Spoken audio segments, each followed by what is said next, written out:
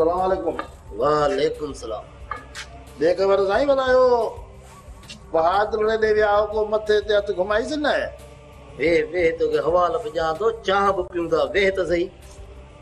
आया यूं चल पियो आ बुधा कमदार न पू छोरो पाती खबरूं पियो करे जे पियो तो पैसे डोकड़ जी तू का भी चिंता न कज जन पंखुल खान न का पिनण वियो खेरियात वठण वियो मां पाण अड़न के खेरियात जींदो अड़न के खेडारींदो आ ई पंहिंजो पाण के मोतबर थो समझे कल्हो को वात गाढ़ो छोरो मंगल का न लेकिन सलाह जई ने बहादुर जा ये नखरा पचास कहना पवंदा ठीक आ तने कम अॻिते हलंदो न त न हलंदी न त इहो न थन मां निकिरी वियो त पोइ पछताईंदो छो त शाह ज़मान के पीर एहसान के झुकाण वारी महार नियत में आहे जॾहिं महार बि तव्हांजे हथनि मां निकिरी वियव पोइ मस्त उठ झुकण जा कोन अथव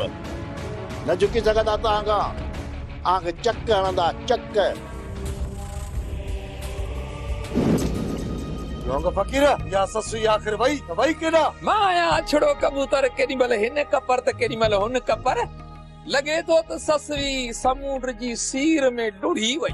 कबूतर फकीर तो भी ससु के सजे तर में गोलियो आ ए हुन जा माट भी हुन के गोले रहा है पर ससु लबे कान थी।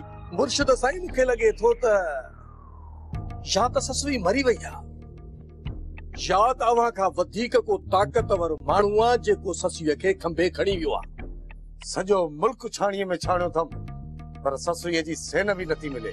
मुर्शिद साईं लौंग सचो आ ससवी उने वटा जेको तव्हां खां वधीक ताकतवर आ मुंहिंजो मक़सद आ त ससवी अलाह खे प्यारी थी वई आ। हाणे तव्हां मूंखे इहो ॿुधायो त ससवी जो कांधो कॾहिं था कयो। मुर्शिद साईं कबूतर फकीर जी ॻाल्हि में दम आ रुगो ससवी त ससवी पर पीर एहसान भी तव्हांजे लाइ हाणे वॾा मसइला पैदा कंदो। पीर एहसान वञे तो सब हथू ओरांगींदो लोंग फकीर हुन जी रस्ते रोक करणी पवंदी। मुर्शिद साईं असां त तव्हांजा गुलाम आहियूं असां त रुगो तव्हांजे हिकिड़े इशारे जा मोहताज आहियूं। अव्हां रुगो पंहिंजनि मुरीदनि खादमनि खे हुकुम कयो पीर एहसान साईं जो सिर धड़ खां धार थी वेंदो। मुर्शिद साईं मां यहाँ दिल जो मरीज़ ये माराइण ऐं मरण वारियूं ये ॻाल्हियूं मूंसां न कयो बाबा साईं। हाणे मां वञांव थो खिसकी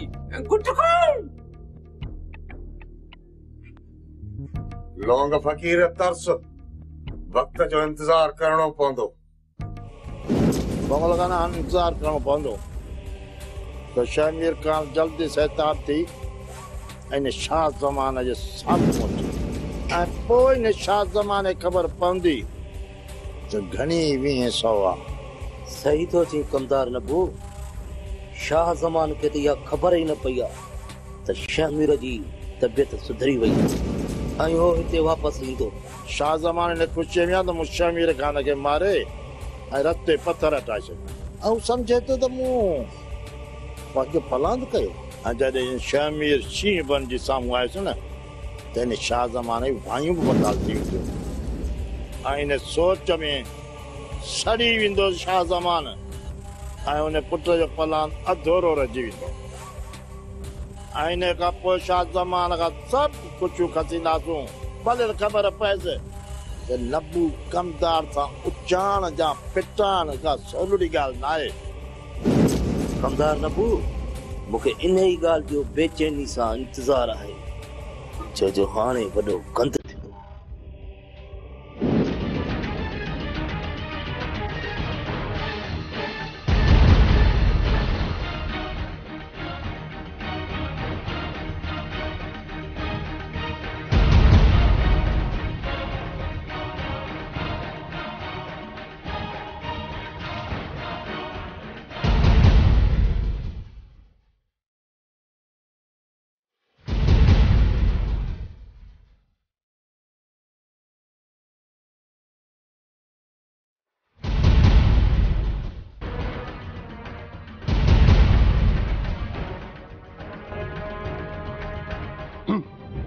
मुराद खान ॾाढो तो हथ में हथियार ठहे लय पीर करामत जो माण्हू मुर्दा ज़मीर आहीं तूं मुराद सिर तरीअ ते रखी उन लाइ पहिरियों वेठो ॾी जंहिं पीर करामत तुंहिंजे वॾनि सां केॾियूं जुठियूं कयूं छा तोखां विसरी वियो छा तोखां पंहिंजे घर वारनि जूं आहूं ऐं दाहूं बि विसरी वियूं आहिनि अॼु तुंहिंजे हथ में हथियार ॾिसी मुंहिंजो कंधु शर्म खां झुकी वियो आहे मुराद पर अफ़सोस आहे जो तूं अॻे खां अॻिरो थियो आहीं तुंहिंजो ज़मीर मरी वियो आहे तुंहिंजो ज़मीर एहसान साईं मुर्शिद मुर्शिद थींदो आहे उन जे हुकुम खे पुठी ॾेई काफ़र कयूं मुराद सुठो अथई त वॾेरे अनवर जी ज़मीन तां उहे माण्हू उथारे छॾ जेके हारनि जे रूप में काटकू विहारे वेठो आहीं तूं मां उन्हनि खे चङी तरह सुञाणां थो चङी तरह मुर्शिद साईं हुकुम कंदो त उथारे छॾींदुसि वॾो खून ख़राबो थींदो मुराद पोइ तोखां इहो पीर करामत बि कोन लभंदो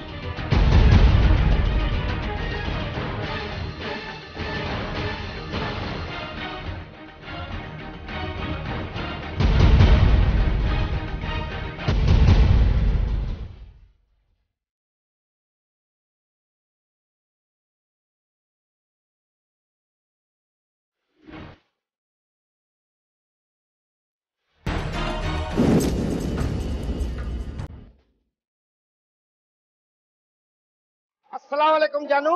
वालेकुम सलाम। मुंशी जीवन खुश आहीं? मुंशी जीवन काॾे पियो वञी? जानू रेस बहादुर खाने पे वञा। छो जीवन मुंशी कुटीअ खयो अथई छा? शिकारनि जा घर पियो ॻोल्ही? जानू मां सरदार शाह ज़मान जो न्यापो बहादुर खाने पे खणी वञा पर जानू तूं मिली वियो आहीं त हिकिड़ी महिरबानी कर सरदार शाह ज़मान जो न्यापो बहादुर खान खे वञी ॾे। ॿुधा कहिड़ो न्यापो आहे? बाबल साईं चयो आहे त बहादुर खे चओ शाम 5 बजे मूंसां बंगले ते मिली वञी। ठीकु आहे मुंशी जीवन मां रेस खे न्यापो ॾेई छॾींदुसि तूं भली ॻोठ वञ। पर जानू न्यापो ज़रूर ॾिजांसि। कथे तुझे जापकी वो जापकी न फिरंदा था वतन पिया साइणे जॾहिं खां इहो पीरो एहसान आयो आहे सुनी मुल्क में ट्राकोड़ा पइजी वियासीं ट्राकोड़ा। हा साईं जो तो सफ़ा नक में दम कयो थी। बसरा जुल्म कायम आहे पर ज़ालिम कायम ना है। पीर करामत ज़ालिम आहे ऐं हर ज़ालिम जो अंत अचणो आहे। साइणे सच्चा पक्का मुरीद भी साईं को मुंह मोड़े विया थी। बसरा हकीकत में माण्हू पीर करामत जा मुरीद न आहिनि माण्हू त तख्त धणीअ जा मुरीद आहिनि। कोई जेको गादीअ ते आहे उहो ई मुर्शिद आहे। जेकॾहिं पीर एहसान गादीअ ते वेठो त छा साईं सभु मुरीद उन जा थी वेंदा? हा बसरा आहे पोइ त साईं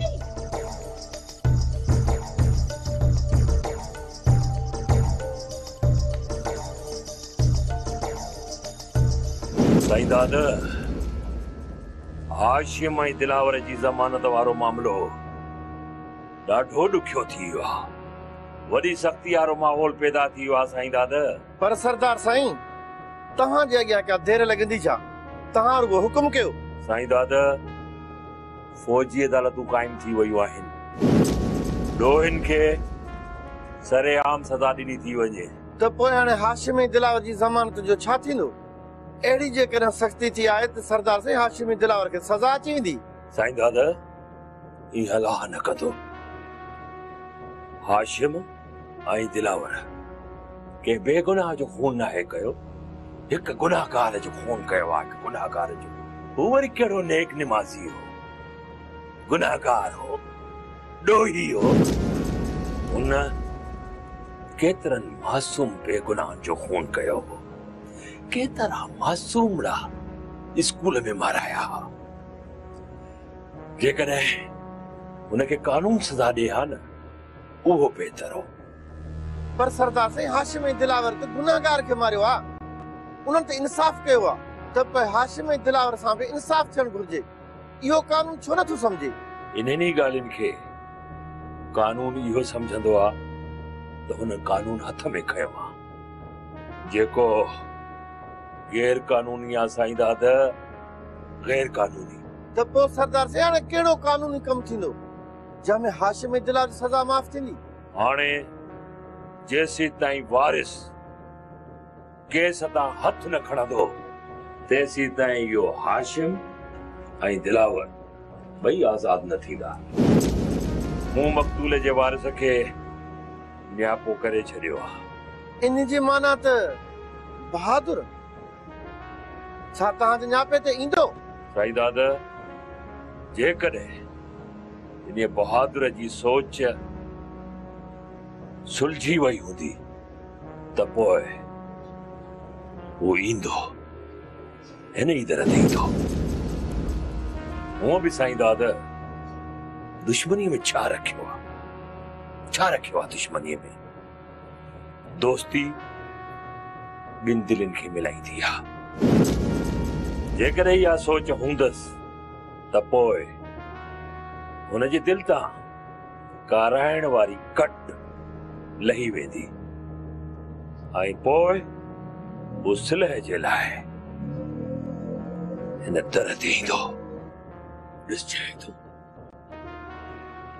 जी शरीफ, दिलावर ऐं हाशिम अहिड़ा त काठ में हथी का थिया अथई, हाणे उन्हनि जा लाश ई जेल मां ईंदई। बंगुल, शाह ज़मान वॾी ताक़त वारो माण्हू आहे। वो हाशिम ऐं दिलावर जी ज़मानत कराए वेंदो। हाजी शरीफ, शाह ज़मान उहो वक़्तु खाई वियो, हाणे उहो कानून नाहे रहियो जेको 20 साल अॻु में सरदारनि, मीरनि ऐं पीरनि जे हथ में हो ऐं वॾेरनि जे इशारनि सां माण्हू गिरफ़्तार बि थींदा ऐं आज़ाद बि थींदा। हाणे कानून मज़बूत आहे। शाह ज़मान केॾो बि ज़ोर लॻाए पर हाशिम ऐं दिलावर खे आज़ाद नथो कराए सघे। अलाह करे त ईअं थिए। ईअं ई थींदो हाजी शरीफ, छो जो दिलावर ऐं हाशिम ते ॿिया बि केस लॻी विया आहिनि। मुंहिंजी त इहा ई सलाह अथव, तूं ऐं बहादुर केस खे अञा मज़बूत कयो जीअं हाशिम ऐं दिलावर खे फांसी अची वञे। हा बंगुल, हाणे इन हाशिम ऐं दिलावर खे ख़बर पवंदी त मां केतिरो शरीफ आहियां।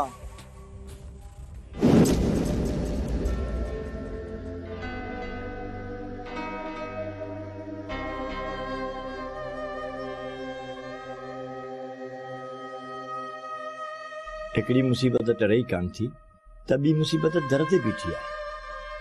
मस मस मौला करम करे पंहिंजा कख ॾेखारिया त मथां वरी हाशिम ऐं दिलावर गिरफ़्तार थी ससीअ जे सूरत अंदर ॻारे छॾियो। लिखियो लोह कलम क्यारी न वही, तकदीर जा खेल आहिनि बाबा। इंसान वीचारो त तकदीर जे हथ में हिकु रांदीको आहे। इंसान छा थो करे सघे सवाइ सब्र जे बाबा। ॿी का वाह ई न आहे। माण्हू ॿधिजी वेंदा आहिनि, उन्हनि जी बि ज़मानत थी वेंदी आहे न। पोइ हाशिम ऐं दिलावर जी ज़मानत छो नथी थिए? सरदार साईं कोशिश में लॻो पियो, पर सरदार साईं चवे थो त ज़मानत में अञा वक़्तु लॻंदो। बाबा, अञा केतिरो वक़्तु लॻंदो? मीरा दी, सरदार साईं बहादुर खे ॿुधायो त पंहिंजे पीउ जो खून बख़्श करे। जेकॾहिं बहादुर ख़ान बख़्श थो करे त वाह वाह थी वेंदी। बहादुर जो पीउ मो आहे अदा पलिया, ईअं आसानी सां माफ़ कोन कंदो। सरदार साईं कोशिश त करे रहिया, पोइ अलाह मां भला वरी वञी सरदार साईं सां मिलां, ॾिसां त सरदार साईं छा थो चए।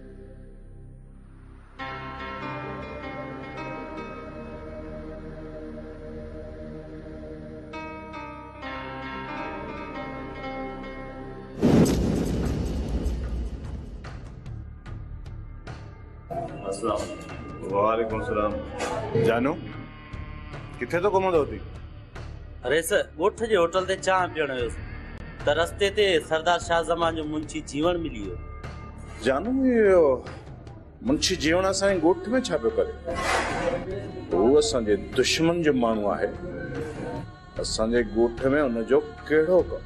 अरे सर, मुंशी जीवन अवां ॾे पिया आयो सरदार शाह ज़मान जो न्यापो ॾियण, पर रस्ते ते मूंखे मिलियो। सरदार शाह ज़मान जो न्यापो मूंखे ॾेई हलियो। छा पियो चए? सरदार शाहजमान खान। ॾिस सरदार शाहजमान अवां ला न्यापो ॾिनो आहे। सरदार शाहजमान तव्हांखे 5 बजे पंहिंजे बंगले ते घुरायो आहे। मां इन शाहजमान जो नौकर आहियां जो मूंखे तो घुराए, या मां उन जो हारी आहियां कोन ॾिस मां। ॾिस थी सघे थो त सरदार शाहजमान तव्हां सां का चङाई कंदो हुजे। जानो बबुरनि मां ॿेर कॾहिं बि न मिलंदा। इहो शाहजमान बाबा जे कातिलनि खे माफ़ी ॾियण लाइ चवंदो, पर मां उन्हनि खे कॾहिं बि बख़्श कोन कंदुसि। जानो ॾिस थी सघे थो त ससुई जे मामले ते तव्हांखे घुराईंदो हुजे। मां त चवां थो तव्हां वञो, ससुई जे हवाले सां तव्हां साखपत ॾेई अचो। जानो जेकॾहिं सरदार खे ससुई जे मामले में साखपत वठणी आहे त पोइ मां ज़रूर वेंदुसि। ठीकु आहे सर, टाइम यादि रखिजो, शाम जो 5 बजे।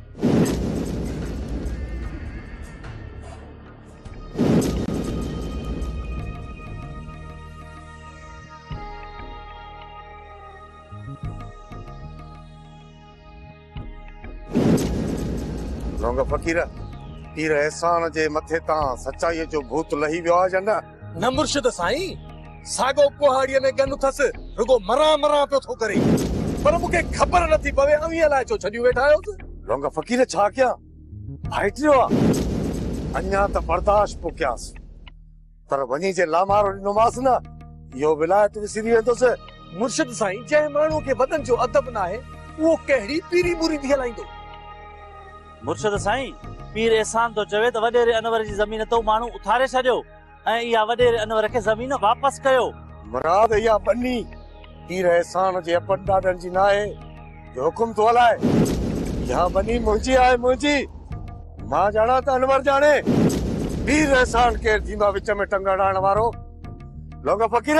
जी मुर्शिद साईं।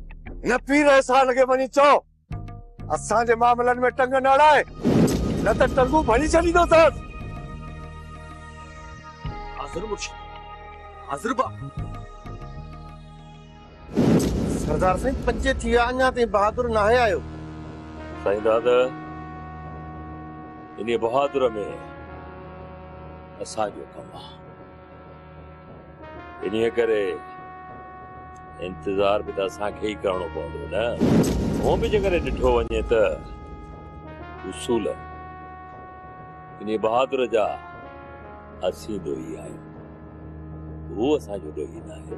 अलाह करे रुगो बहादुर अचे, पोइ देरि थिए त भली थिए।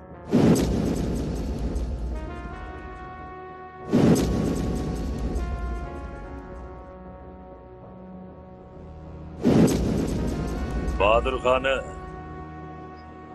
सभ खां पहिरीं मां तोखे भली कार थी चवां। भली करे आहे, जीव करे आहे। सरदार शाहजमान खान कम जी ॻाल्हि कयो। बाबला, जेतिरो ॾुख तोखे पंहिंजे पीउ जे क़त्ल ते थियो आहे, ओतिरो ई ॾुख इन सरदार शाहजमान खे बि थियो आहे। बहादुर खान, हुन वक़्तु हालतूं अहिड़ियूं हुयूं जो मां हुज़ूर ख़्वाही जे लाइ तो वटि तॾहिं ते न अची सघियुसि। उन लाइ माफ़ कजां मूंखे। सरदार साहब, साफ़ ऐं सिधी ॻाल्हि कयो, मूंखे पोइ हिते बि कमु हो।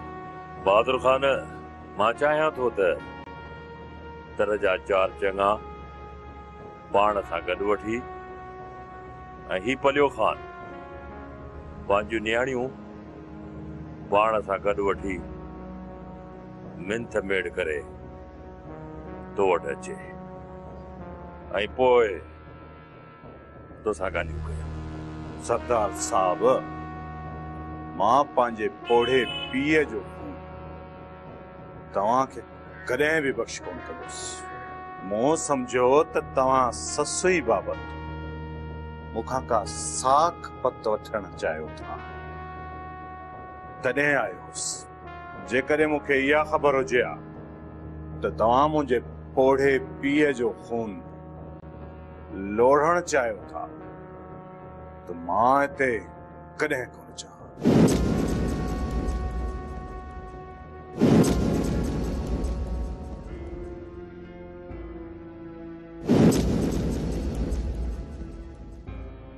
अनवर खान, अञा बि मां परेशान आहियो? हाणे त पीर एहसान भी अची वियो आहे, छा उहो असांजो मसलो हल न कंदो? फिरदौस जान, पीर एहसान त पीर करामत खे इहो बि न्यापो मोकिलियो आहे त हू असांजी ज़मीन तां कब्ज़ो ऐं हथियारबंद हटाए छॾे, पर फिरदौस बेगम, पीर करामत एतिरी आसानी सां कब्ज़ो छॾींदो कोन। पीर एहसान भी माठ करे वेहण वारनि माण्हुनि मां नाहे अनवर खान। जेकॾहिं पीर एहसान तव्हां सां साथ ॾियण जो वाइदो कयो आहे न, त हू भी पीर करामत जा ॾंद खटा करे छॾींदो। हाँ फिरदौस जान, पीर एहसान जंहिं बि कम लाइ हा कंदो आहे न त उहो कमु कंदो ज़रूर आहे, पर शायदि हाणे आऊं बि वहमी थी पियो आहियां। पीर एहसान जी एॾी दिलदारी ॾियण खां पोइ बि परेशान आहियां। अनवर जान, तव्हां परेशान न थियो, अलाह सणाई कंदो। फिरदौस बेगम, दुआ कर त बनी आजी थी पवे ऐं अलाह सां इन पीर करामत जी का पाड़ पटे त असां बि को सुख जो साह खणूं। इन ज़ालिम पीर करामत जी पाड़ पटण वारो पीर एहसान अची वियो आहे। हाणे इन ज़ालिम जा कोट किरण वारा थी अनवर साईं। चङो फिरदौस बेगम, हाणे मूंखे का कड़क चांहि प्यार, मथे में ॾाढो सूर आहे। बस सोचे सोचे मुंहिंजो त मथो थो फाटे। तव्हां 5 मिंट तरसो, मां इज्जत चांहि आणियां, पोइ ॿई गॾिजी था पियूं, ठीकु आहे?